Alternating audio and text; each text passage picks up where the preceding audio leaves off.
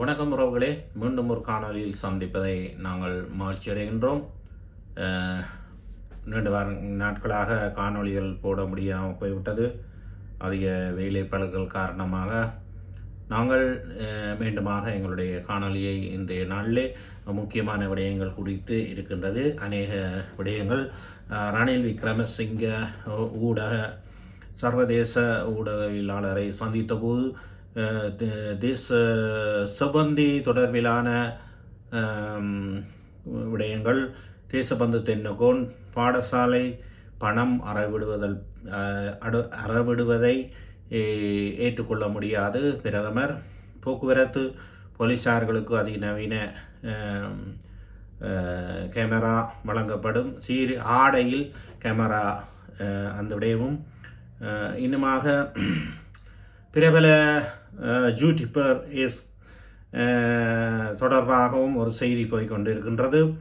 அது குறித்தும் மற்றது அர்ச்சனா ராமநாதன் பாராளுமன்ற உறுப்பினர் கௌரவ அவர்கள் ஆகஸ்ட் மாதம் அளவில் பதவி விலக உள்ளதாகவும், இது தொடர்பான செய்திகளை நாங்கள் சுருக்கமாக இந்த காணொலியிலே பார்ப்போம். பாருங்கள், காணொலிகளே போவோம். முன்னாள் ஜனாதிபதி ரணில் விக்ரமசிங்க அவர்கள் அண்மையிலே நீங்கள் அறிந்திருக்கின்றீர்கள், அவர் பல்வேறு நாடுகள் சென்று வந்திருந்தார். அதாவது எல்லா நாடுகளுக்கும் அவர் தேர்தலிலே தோல்வி அடைந்ததுக்கு பிற்பாடு அநேக நாடுகள் சென்றிருந்தார். அந்த வகையிலே ஒரு பிரபல்யமான ஒரு இளம் ஒரு ஊடகவியலாளர் என்று சொல்ல வேணும். அவர் முன்னாள் ஜனாதிபதி ரணில் விக்ரமசிங்க அவர்களை போட்டு வறுத்து எடுத்துட்டார் என்றே சொல்லணும். அந்த மாதிரி அவர்கள் கேட்ட கேள்விகளுக்கு ஜனாதிபதி அவர்கள் தாராளமாகவோ சுதந்திரமாகவோ பதில் வழங்கினார் என்று சொல்ல முடியாது. எல்லாம் நழுவலான பேச்சுகளிலே தான் அந்த பதவிகளை வழங்கியிருந்தார். இது பிரபல்யமாக அநேக ஊடகங்களில் இந்த செய்தி பிரபல்யமாக போய்கொண்டிருக்கு. அதாவது எப்படி என்று சொன்னால், சொந்த நாட்டில் உள்நாட்டில், அதாவது இராணுவ முகாம்களில் சித்திரவதைகளை பற்றிய ஒரு கேள்வியும், அதே போல் முள்ளிவாய்க்காலிலே அல்லது இலங்கை யுத்தத்திலே போரிலே படுகொலை செய்யப்பட்ட லட்சக்கணக்கான மக்களுடைய ஐநா சபையிலே ஜெனிவாவினுடைய இந்த விடயங்கள் தொடர்பாகவும் கேள்வி கேட்கப்பட்ட பொழுது ஒரு தெரியாது என்ற மாதிரியே அவருடைய பதிலை வழங்கியிருந்தார். அதாவது ஒரு வீட்டுக்குள்ளே தாய் தகப்பன் அல்லது அண்ணன் தம்பி அக்கா தங்கச்சி சகோதரங்களுக்கு இடையிலே ஒரு குடும்பத்துக்குள்ளே ஏதாவது ஒரு சச்சரவு பிரச்சனை நடக்குமா என்று சொன்னால், என்ன உங்களோட வீட்டில் இன்றைக்கு சத்தமாக கிடந்து சவுண்டாக கிடந்து ஏதோ ஒரு வீட்டில் ஏதோ அண்ணாவுக்கும் தம்பிக்கும் அல்லது அக்காவுக்கும் தம்பிக்கும் இல்லை அப்பாவுக்கும் அம்மாவுக்கும் உள் வீட்டுக்குள்ளே ஏதோ ஒரு பிரச்சனை நடந்தால், அக்கம் பக்கம் ஏதோ ஒரு கருத்து முரண்பாடு இருந்தால் இது நடக்கிற வளம். அப்போ ஏதாவது ஒரு சத்தம் கேட்கும். அப்போ வெளியில் ஒரு குடும்பத்தில் ஒரு சகோதரன் வந்து வெளியில் போனால் அவருடைய நண்பர்கள் கேட்பினம், என்னடாப்பா இன்றைக்கு உங்களோட வீட்டில் இன்றைக்கு ஏதோ சத்தமாக கிடந்து இன்றைக்கு அப்பர் தண்ணி அடிச்சுட்டு வந்துட்டேரோ, இல்லை அண்ணன் இன்றைக்கு ஏதோ குளப்படி விட்டுட்டேரோ என்று சொல்லி கேட்பிடும். அப்போ அவர் பதிலளிக்க என்னென்னு சொன்னால், தெரியாது, எனக்கு தெரியாது, எங்களோட வீட்டில் அப்படி உண்டு. அந்த மாதிரி தான் அவர் உள்நாட்டில் நடந்த விடயங்கள் தொடர்பாக அவருக்கு தெரியாது. இதில் இருந்து முன்னாள் ஜனாதிபதி அவர்கள் எவராக இருந்தாலும் சரி, முன்னாள் ஜனாதிபதிகள் இதுக்கு முன்னுக்கும் ஆட்சி செய்தவர்கள் அநேக இருக்கணும். அம்மையார் சந்திரிகா குமாரதுங்க இருக்கணும், மஹிந்த ராஜபக்ச இருக்கணும், கோட்டபாய இருக்கிறார், மைத்ரிபால சிறிசேனா இருக்கிறார். எனவே இப்படியாக முன்னாள் ஜனாதிபதிகளாக இருந்து பதவி விளங்கின பேசாமல் உள்நாட்டில் இருங்கோ, அல்லது 2ஆம் பேருக்கும் தெரியாமல் உங்களுக்கு போக அனுமதி இருந்தேன்டா எந்த நாட்டுக்கு கொண்டு வந்தாலும் போயிட்டு வரலாம். மெதுவாக போயிட்டு சைலன்ஸாக போயிட்டு வந்துடலாம். சந்திரிகா அம்மையார் வந்து அப்படித்தான் லண்டன் போய் வர்றது, ஒரு தருக்கும் போகிறன்னு தெரியாது, பாரதம் தெரியாது, அப்படி போய் வந்தோன்று இருக்கணும். இல்லை என்றால் அத்தனை ஜனாதிபதி இந்த நடந்த யுத்தங்களில் போர்களில் அவங்க ஆட்சி செய்தவை. அப்போ அவையில் இந்த நாட்டில் நடந்த விடயங்கள் தொடர்பாக அவைகள்கிட்ட கேள்விகள் ஊடகவியலாளர்கள் கேட்க தயாராக இருக்கணும். போனீங்களா இருந்தால் தப்ப மாட்டீங்க. கேட்பினம், எல்லாரும் கேட்பினம் வேண்டாம். அந்த கேள்விகளுக்கு நீங்கள் பதில் சொல்லித்தான் ஆகணும். ஏனென்றால் இப்படிப்பட்ட ஊடகவியலாளர் கேட்கிற கேள்விகள் உள்நாட்டில் வந்தவங்கள்ட்ட கேட்கணும். அத்தனை ஜனாதிபதியும் இங்கே இருக்கணும், அவையல் டைம் வந்து இந்த மாதிரி கேட்கணும். அமைச்சர்கள்ட்ட கேட்கணும், முன்னாள் ஜனாதிபதிகள்கிட்ட கேட்கணும், முன்னாள் பாதுகாப்பு அமைச்சர்கிட்ட கேட்கணும், எல்லார்கிட்டையும் கேட்கணும் வேண்டாம். அப்படி இலங்கை விடயம் வந்து போய்கொண்டு இருக்குது. அப்படி தப்பி பிழைச்சி வந்து சேர்ந்திருக்கிற ஐயா ரணில், அதுக்கு பிமல் ரத்நாயக்கா அவர்கள் ஒரு நக்கலாகவும் கேலியாகவும் ஒரு அவர் எல்போட் அரசாங்கம் தான் சொல்கிறார் இந்த அரசாங்கத்தை. அப்போ அவர் பிமல் ரத்நாயக்கா சட்டபூர்வமான லைசன்ஸ் உள்ளாக்களை மூஞ்சி மோரோட விட்டு வந்திருக்கிறோம், லைசன்ஸ் உள்ளாக்கள் என்று சொல்லி ஒரு கிண்டல் செய்த மாதிரி. அப்போ ஜனாதிபதிமார்கள் மிகவும் கவனமாக இருங்கோ. தேவையில்லாத வேலை உங்களுக்கு நாடுகளுக்கு போனால் கவனமாக போய் தனியாக போய் சைலண்டாக அமைதியாக வந்துடுங்க. இல்லையண்டா உங்களை எல்லாம் எந்த நாட்டுக்கு போனாலும் கேட்பினும் ஊடகவியலால் அவைகள் கேட்குற கேள்விகள் ஆதாரங்களோட கேட்கணும். உங்களோட கையில் தான் ஆதாரங்கள் இல்லை, அதில் நீங்கள் நாட்டில் நடந்த மறந்து போயிருக்கிறியா அவங்களெல்லாம் விப்பரமாக ஆதாரங்களோட வச்சுருக்காங்க உங்களை கேட்குறதுக்கு. முடிஞ்சால் அது சொல்லி பாருங்க. சரி, அடுத்த விடயம் இந்த செவ்வந்தி தொடர்பாக நாங்கள் போய்கொண்டிருக்கோம். இந்த செவ்வந்தி வந்து உள்நாட்டில் தான் இருக்கிறவா இல்லை வெளிநாட்டுக்கு தான் போயிட்டாவான்னு சொல்லி இந்த இலங்கையினுடைய பாதுகாப்பு படை வீரர்களால் இன்னும் கண்டுபிடிக்க முடியாமல் இருக்குது. ரெண்டு விடயம் இதில் இருக்குது. ஒன்று செவ்வந்தி தப்பி போயிருக்கணும், விமானம் மூலமாக தப்பி போயிருக்கணும், அல்லது கடல் வழியாக தப்பி போயிருக்கணும். என்றால் அவங்க நீர் கொழும்பில் இறங்கி வெவ்வேறாக பிரிந்து சென்றுச்சினம். எனவே செவ்வந்தி ஒருவேளை நீர்கொழும்பில் இருந்து கடல் மார்க்கமாக ஏதோ ஒரு நாட்டுக்கு தப்பி சென்றிருக்கலாம், இந்தியா சென்றிருக்கலாம் என்ற ஒரு ஊகம்தான் இருக்குதே தவிர ஒன்று தப்பி போகக்கூடிய வாய்ப்பு இருக்குது. ஒரு உலக திட்டமிட்டு செய்தவங்க முன்னேற்பாடாக இதெல்லாம் ஆயுதம் செய்து வச்சிருக்க கூடும்.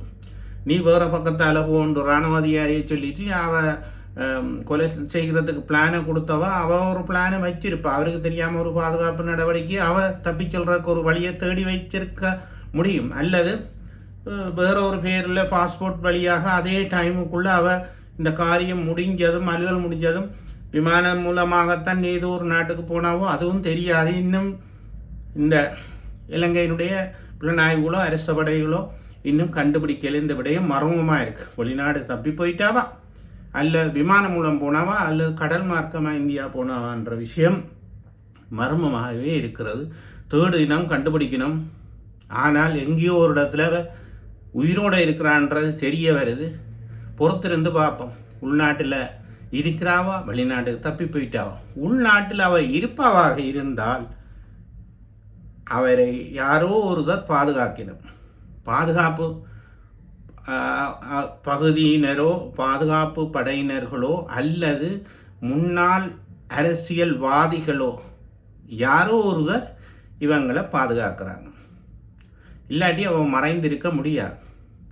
பொறுத்திருந்து பார்ப்போம். அடுத்த விடயம் தேசபந்து தென்னகோன், அவருடைய நிலைமையும் இப்படித்தான் போய்கொண்டிருக்கும். அவரும் உள்நாட்டில் ஒளிஞ்சி இருக்கிறாரா, வெளிநாடு தப்பி போயிட்டாரான்றது இந்த விஷயமும் தெரிய வரையில். அவரும் இப்படித்தான். அவரும் வெளியில் வந்தால், பிடிபட்டால், கைது செய்தால் நிறைய பேர் சிக்க போயினும். இராணுவத்துக்குள்ளே சிக்கணும், போலீஸுக்குள்ளே சிப்பினும், சிக்கப்பட போயினும், அரசியல்வாதிக்குள்ளே இருக்கணும். முன்னால் ஆட்சி செய்த அரச தரப்பை சேர்ந்தவர்கள் எல்லோரும் அகப்படுவார்கள் இந்த விடயத்தில். எனவே தான் பொறுத்திருந்து நாங்கள் பார்க்க வேண்டிய ஒரு கட்டாய தேவை இருக்குது. பார்ப்போம். இவரும் எங்கேயோ ஒரு இடத்துல ஒரு பாதுகாப்பு படைத்துறை தான் இவரை பாதுகாக்குதோ தெரியல. ஏனென்றால் அவ்வாறான விடயங்கள் இருக்கு. முன்னாள் பிரதி பொலிஸ்மா அதிபரே இந்த நிலைமையில் இருந்தால் இந்நாள் பொலிஸ்மா அதிபர்கள், இந்நாள் இராணுவ தளபதிகள் எப்படியோ தெரியல. புறவு அவைகள் குற்றம் செய்த புறவு தான் எங்களுக்கு தெரியுது. பொலிஸ்மா அதிபர் இப்படி, இராணுவ தளபதி இப்படி, இராணுவ சிப்பாய்கள் இப்படி எல்லாம் என்று சொல்லி நாங்கள் பார்க்குறோம். சரி, அந்த விஷயம் இருக்கட்டும். அடுத்த விடயத்துக்கு நாங்கள் போவோம். பிரதமர் அவர்கள் ஒரு விடயத்தை சொல்லியிருக்கின்றார். பாடசாலையில் எந்த விதமான நிதி அறவீடுகளும் இருக்கக்கூடாது என்று சொல்லி பிரதமர் ஹரிணி அமரசூரி அவர்கள் ஒரு சொல்லியிருக்கிறார். அதோடு கல்வி முறையில் அடுத்த ஆண்டுகளில் இருந்து நிறைய மாற்று திட்டங்களை, புதிய திட்டங்களை ஆரம்பிக்க இருப்பதாக நிறைய திட்டங்கள் செய்யப்பட்டிருக்கிறது. அது குழுக்கள் அமைச்சு அது தொடர்பாக பேசப்பட்டிருப்பதாகவும் சொல்லியிருக்கின்றாங்க. ஏனென்றால் உடனே மாற்றம் செய்யலாம், அதுக்கான புத்தகங்கள் அச்சிடப்பட வேணும், அதுக்கான திட்டம். அந்த வகையில் இலங்கையில் படித்து முடிஞ்சால் வேலை கிடைக்கக்கூடிய ஓஎல்டா ஏஎல் முடிஞ்சண்டா அல்லது பல்கலைக்கழகம் என்று உயர்தரம் வர போனால் படிப்பு முடிஞ்சால் வேலையும் அவைக்கு கிடைக்கக்கூடிய மாதிரியான கல்வி முறையில் மாற்றத்தை கொண்டு வரணும். இப்போ இன்றைக்கு உள்ள வேறு நாடுகளில் பார்த்தா ஓஎல் படித்தாலும் வேலை இருக்குது, ஏஎல் படித்தாலும் வேலை இருக்குது, பல்கலைக்கழகம் என்று சொல்லி இந்த ஒவ்வொரு கட்டமாக போனாலும் வேலை வாய்ப்பு இருக்குது. இலங்கையை பொறுத்தவரையில் அந்தளவுக்கு இல்லை. ஒரு மேசன் வேலை, கட்டட வேலையாக இருக்கலாம், கட்டட கூட நிர்மாண ஆசாரியர் வேலைகளாக இருந்தாலும் சரி, பெயிண்டராக இருந்தாலும் சரி, படித்து முடிஞ்சால் வெளிநாடுகளில் அதுக்கேற்ற வேலைகளை கம்பெனிகளை நிறுவனங்களை நிறுவி அதுக்கான தொழிற்பயிற்சியில் வழங்கி வேலை இருக்குது, பென்ஷனோட வேலை. இலங்கையில் அப்படி இல்லை. இலங்கையில் அதுக்கான கட்டமைப்புகள், அதுக்கான தொழில் பயிற்சிகள், தொழில் நிறுவனங்கள் அப்படியான ஒரு சிஸ்டம் இல்லை. அதை இலங்கை அரசாங்கம் கல்வி முறையை மாற்றினால் அதையும் மாற்றி அமைச்சு எதிர்காலத்தில் நாட்டை ஒரு வளர்ச்சி போக்கு கொண்டு வர முடியும் என்பதும் என்னுடைய தனிப்பட்ட கருத்து. அந்த வகையில் போக்குவரத்து போலீஸார்களுக்கு இப்போ சீனாவில் இருந்து அல்லது அமெரிக்காவில் இருந்து ஆடையில் ஒரு கேமரா, வாகனங்கள் எந்த அளவில் வேகத்தில் வருது, லஞ்சம் கொடுக்குறாங்களா, லஞ்சம் வாங்குறாங்களா என்றதை கண்டறிகிறதுக்கான தொழில்நுட்ப கேமராவை ஆடையில் பதிகிறது. அதுக்காக வாங்குறதுக்கு 1.5 லட்சம் ரூபா அந்த கேமரா வருமாம். அதுக்கான திட்டமிடல் முயற்சிகள் மேற்கொள்ளப்படுகின்றது. அதையும் விட அதிநவீன கேமரா அமெரிக்காவில் இருந்து வாங்குறதை பற்றி யோசிச்சு கொண்டிருக்கும். இது ஒரு நல்ல விஷயம். அப்படி என்றால் வாங்கவும் முடியாது, கொடுக்கவும் முடியாது. கொடுக்குற ஆளுக்கும் பிரச்சனை, வாங்குற ஆளுக்கும் பிரச்சனை. எழுதினால் போய் காசை நேரடியாக கட்ட வேண்டிய அந்த காசு அரசாங்கத்துக்கு போகும்.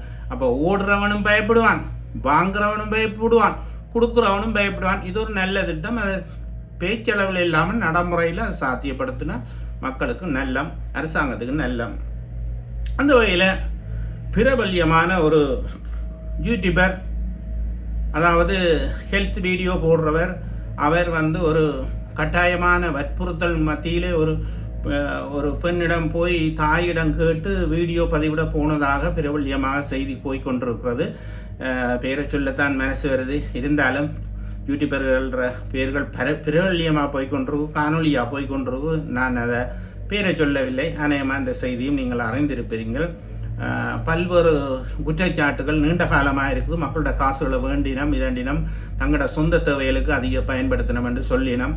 நாங்கள் காணலே தண்டையில், ஆனால் ஆதாரபூர்வமாக நாங்கள் நிரூபிக்கிறோம் என்று சொல்லி அர்ச்சுனா ராமநாதன் அவர்கள் பாராளுமன்றத்திலையும் காரசாரமாக பேசியிருந்தார். அமைச்சரை போட்டு பரத்தெடுத்தார். அந்த வகையிலே எதிர்வரும் ஆகஸ்ட் மாதம் அளவிலே தன்னுடைய பதவியை ராஜினாமா செய்கிறான்னு சொல்லி பாராளுமன்ற உறுப்பினர் கௌரவர் அர்ச்சுனா ராமநாதன் அவர்கள் இந்த பாராளுமன்றத்திலே அவர் ஒரு யோசனையை முன்வைச்சிருக்கார், திட்டத்தை வெளிப்படுத்தி இருக்கிறார். அதன் அவர் மாகாண சபை தேர்தலிலே போட்டியிடுகிற ஒரு நோக்கம் திட்டம் இருக்கிறபடியினாலே அந்த விடயங்களையும் நாங்கள் இந்த காணொலியிலே நாங்கள் பார்க்க இருக்கின்றோம். அதுவும் பிரபல்யமாக போய்கொண்டிருக்கார். அவர் பதவியை ராஜினாமா செய்வதனுடைய நோக்கம் என்னென்று சொல்லி சொன்னால், கௌசல்யா நரேன் அவர்களை பாராளுமன்றத்துக்கு அனுப்பிவிட்டு அவர் மாகாண சபைகளுக்கான நடவடிக்கைகளை, முயற்சிகளை, வேலை திட்டங்களை செய்கின்ற ஒரு நோக்கமாக அந்த வகையிலே அவர் இந்த பதவியை ராஜினாமா செய்து அந்த பதவியை தனக்கு அடுத்த நிலையில் இருக்கிற சுயேட்சை கட்சியாகிய கௌசல்யா நரேன் அவர்களுக்கு அந்த பதவியை வழங்குவதாகவும் அவர் திட்டமிட்டிருக்கின்றார். அன்புக்குரியவர்களே, இந்த காணொலி பிடிச்சிருந்தால் உங்களுடைய அப்படியே நீங்கள் ஒரு லிங்க் கொடுத்து விடுங்கோ. தொடர்ந்து வரும் காணொலிகளை பாருங்கோ. நன்றி, வணக்கம். மீண்டும் ஒரு காணொலியில் சந்திப்போம்.